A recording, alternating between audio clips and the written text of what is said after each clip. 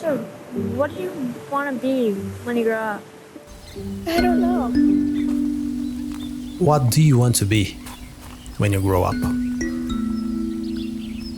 It sounds innocent, but it plants a seed. The answers are always the same: pilot, CEO, athlete, a doctor. We don't say miner, a farmer, a plumber, even though without them, the world doesn't run.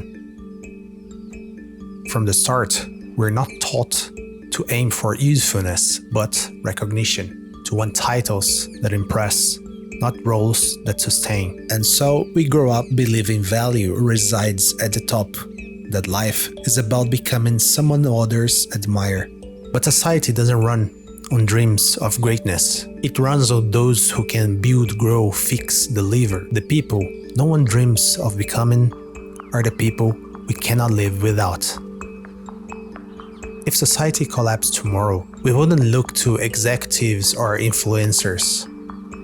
We would rely on those who can grow food, repair systems, build shelter. Because without food, there's no economy. Without power, there's no progress. And without hands in the dirt, there's no future. Yet, we have built a culture that forgets them. The dream starts early, but maybe the dream is a problem. The dream doesn't go away, it just changes shape. What started as "what do you want to be" turns into "what have you done? What do you earn?" The childhood fantasy hardens into adult pressure. The job title becomes identity. Productivity becomes morality. You stop asking if you are living well and start wondering if you are falling behind. And most people feel like they are, even the ones who made it. That's how the system works. It ties your worth to your output. You weren't lazy, you weren't lost, you were just not winning fast enough. I was watching videos of Tokyo the other day, the kind that show spotless streets, glowing vending machines, silent trains, and I noticed something. There were no homeless people, at least none on camera. At first, it looked like a sign of progress, but then I learned they're not gone, just pushed to the edges, kept out of sight. Failure, quite literally, removed them from frame. And that stuck with me because we do it too, not just with policy, but with silence. Society doesn't know what to do with people who don't succeed, so it stops seeing them. We hide poverty, mask depression, gloss over burnout. If you are not producing something impressive, you slowly disappear. We talk about innovation, growth, potential, but not about the millions left out of the story. And so people fake it. They pad resumes, smile through anxiety, pretend they're doing fine when they're not.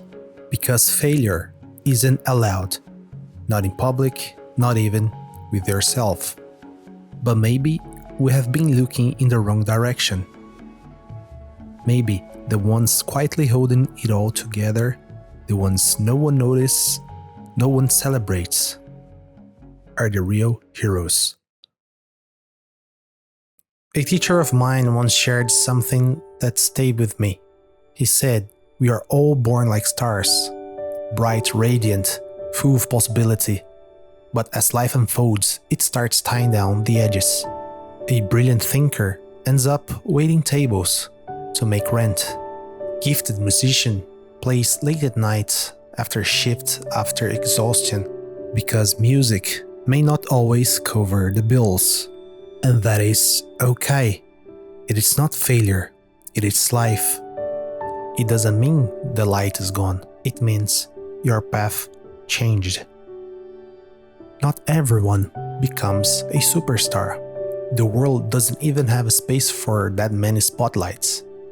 What matters isn't how brightly you shine in the world's eyes, but that you keep the core of yourself intact.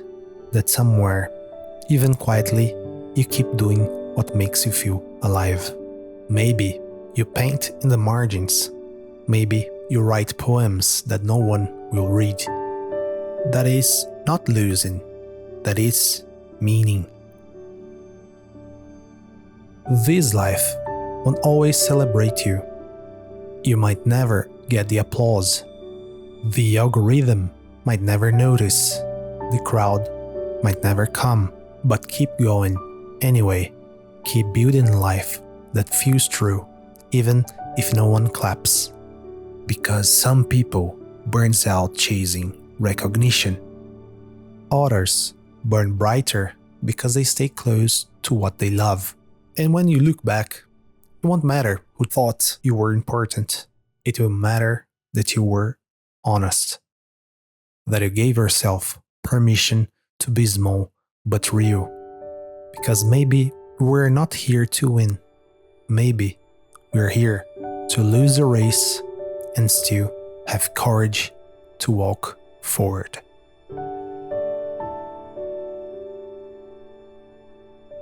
This is something new for me. I'm building a space for slow, honest reflection, and if that speaks to you, subscribe to Fragments of Clarity and let's grow it together.